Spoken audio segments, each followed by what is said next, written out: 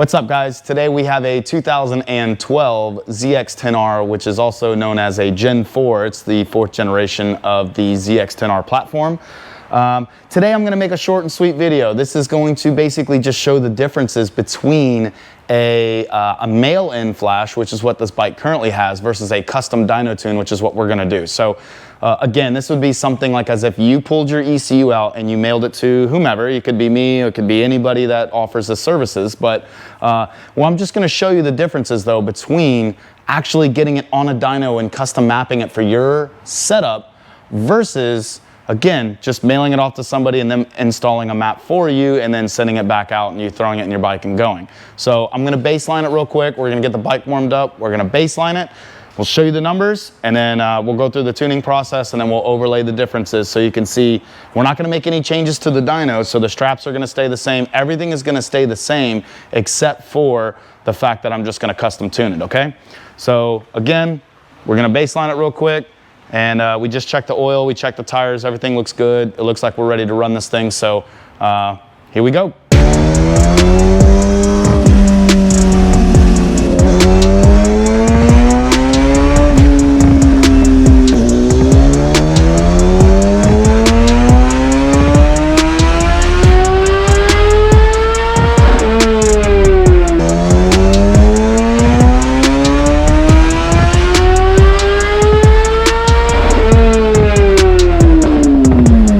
Okay, so we just finished doing the baseline runs on this thing. This was the highest horsepower run that we could get. We ran it a few times here. This was the best that we could pull out of it. And this was 162.68 horsepower, wheel horsepower, and 70 foot-pounds of torque here. If you look here, we're showing an overly rich run throughout the entire power band. Look at that. It's just dumping fuel in this system unnecessarily. So if you look, the red dotted line, AFR equals air fuel ratio. Air fuel ratio is just depicting how much air and fuel is inside the engine. It's a ratio.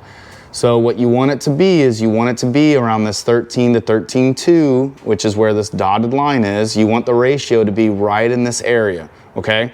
Now look at what this mail-in flash looks like. Now again, it's not like they have it on a dyno, so they don't know what kind of corrections to make. They're just throwing in whatever kind of map in there to try and match your bike as best as they can. But every bike varies depending upon how they wear in, the mileage, what kind of oil you've been running, the injector, what kind of gas you've been getting. You know, you could have some minor clogs in your injectors. You could have some minor restrictions in your fuel pump. You know, there could be some dirt and some stuff in your fuel pump and your assembly. Again, this is just a map that the tuner, have made for somebody else in another location. Again, there's just so many variables that goes into this, the mail-in flashes, that they don't have control over. And again, it's their best guess. And that would be me too. So if you mail me your ECU, it'd be my best guess. So there's no guarantee that it's going to be perfect mapping, which clearly, you can see that it's not right. It's not even close. And again, it's not the fault of the tuner. It's just, this is what you get with a mail-in flash. So we're at 11.8 AFR.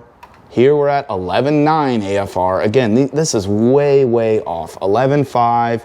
And I don't even know what the timing map, I don't know what the secondary throttle plate map looks like. I don't know what the ignition timing, I don't know what anything looks like. I haven't looked at the mapping yet, but clearly you can tell that at least the AFR mapping is way off. So there might be a ton of stuff to fix in here. I just don't know yet until I get in there. So here we're at 11.5 air fuel ratio at 12 grand. Again, this is pig rich. This has got way too much fuel. What's happening right now in this mapping is that they're just dumping a lot of fuel, and it's unnecessary. There's just so much excess fuel. Your gas mileage is terrible. You're gonna foul out plugs. In fact, this is basically so much fuel that what ends up happening is there's a lot of unburnt fuel. So the unburnt fuel, the only way for it to, or the only areas for it to go, quite literally, is past the piston rings and into your oil. So basically what's happening is you're drowning out the pistons, it's going past the piston rings, it's getting into your oil, it's breaking down the oil faster, so your longevity of the oil is getting less and less. So, and that basically comes down to it's not protecting your motor the way it should be also. So you'll get spun bearings, a lot of stuff. You can have a lot of engine damage over time. This isn't something that happens overnight, but it happens over time as you keep driving on this bike. So you think you have this badass tune, and really you have a tune that's doing, I don't want to say engine damage, but again, it's breaking down the oil a lot faster than, say, as if you had a proper air-fuel ratio. So we just got the base map in it, my base map. We just put it in there. I'm gonna get ready to run the bike again, and we're gonna see what it does with our base map real quick. So, all right, here we go.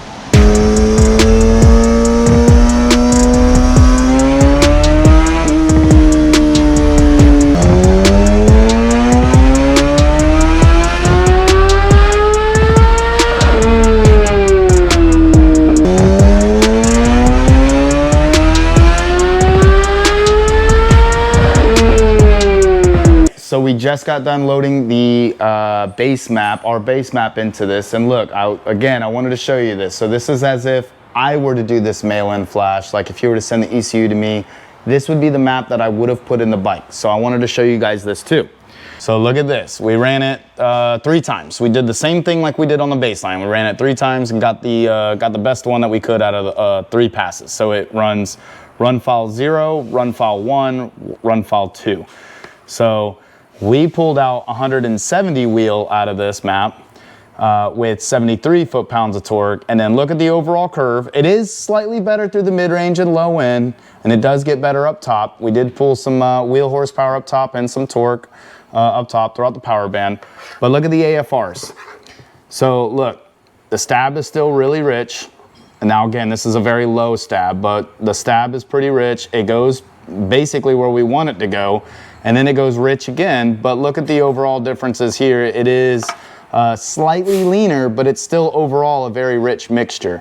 So overall, we're still running rich, and we need to do some corrections. However, it's just a little bit leaner than what we ran before. Hence, and there's some other differences in there too, like ignition timing and some secondary throttle plate changes. And again, there's other changes that we've made. However, I just wanted to show you guys the gist of it so you can kind of get an idea as to why it made a little bit more power over the other type of mail-in flash. So I'm gonna get to work. I'm gonna plug away. We're gonna go ahead and start fine-tuning this thing and getting it to where the customer really wants it.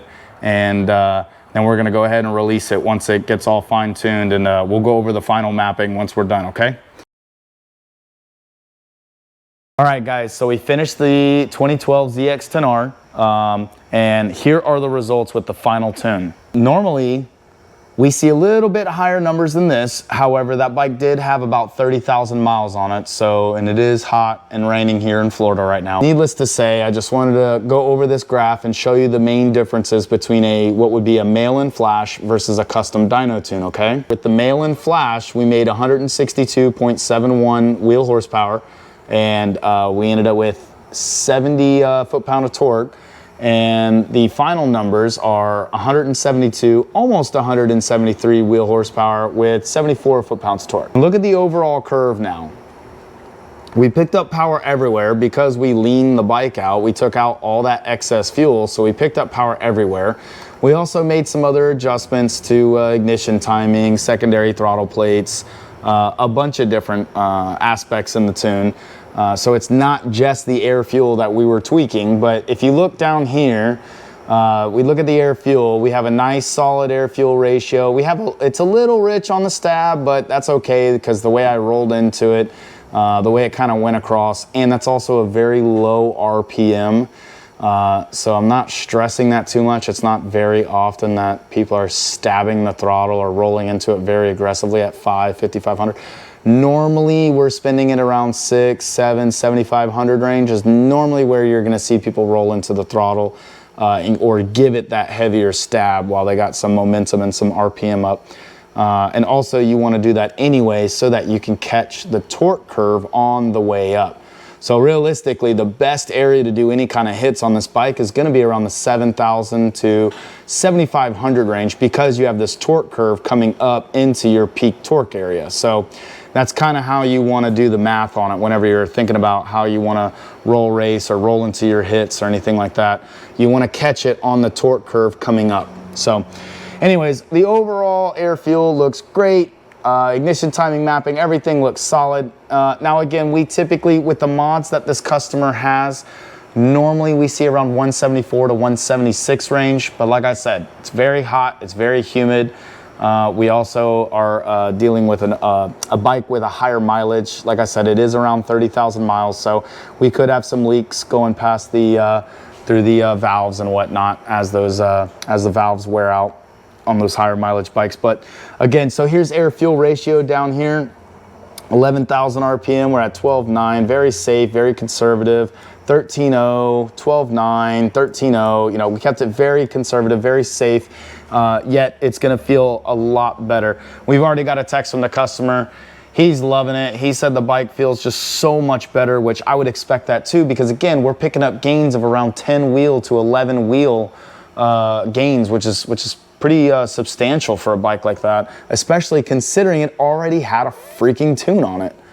Here we are, 121. So again, 7 wheel jump here at 9,000 RPM with another gain of about 3 to 4 foot-pounds of torque, about 4 foot-pounds of torque here. So really good gains. I'm very, very happy with the way this thing came out. Even though it is, again, a little lower on the power band than what I was really hoping for, it still picked up great power. So I'm very happy with that. And again, like honestly, I can't complain, and he's happy, and that's all that matters at the end of the day. He's thrilled about the bike. There's always room for growth. You know, he doesn't have the flapper mod. He doesn't have the airbox mod. The only thing he really had was a slip-on pipe, the M4 slip-on, a Sprint P08, and a chain and sprocket kit, which it is geared more for the streets. So we do have more of an aggressive gearing on it, and it will take away from that top end as well with that more aggressive gearing. So I hope you enjoyed this video. I hope you gained some insights versus what a mail-in flash versus a custom dyno tune can actually do for your bike, the kind of power that you're leaving on the table, if you will. So some of these guys, they're like, oh yeah, I'll just mail it out. It's easy, you know, I'll just do that and it'll be the same thing. And it's not, it really is not. Like, this is proof. And I do this all day, every freaking day. And trust me, 9 times out of the 10, the mail-in flash that you're getting is not what you think it actually is. And I'm not trying to knock anybody or anything like that. I'm just being honest with you, and I'm just trying to show you proof, okay? I hope you gained some insights. I hope you guys learned something. I really appreciate you guys. Our fan base is growing rapidly, and I can't be happier, honestly. Very thankful for all of you and all your support. Again, leave a comment down below. Tell me what you think of the video. Tell me, give me some suggestions, give me some ideas. I love all the ideas that you guys have been giving me. I really, honestly, I love that stuff. So that way it'll give us something to aim for and to shoot for you guys later on. So ask us questions, let us know what you think. Please subscribe if you haven't subscribed. Get the notifications, and yeah, we'll see you on another episode. See you.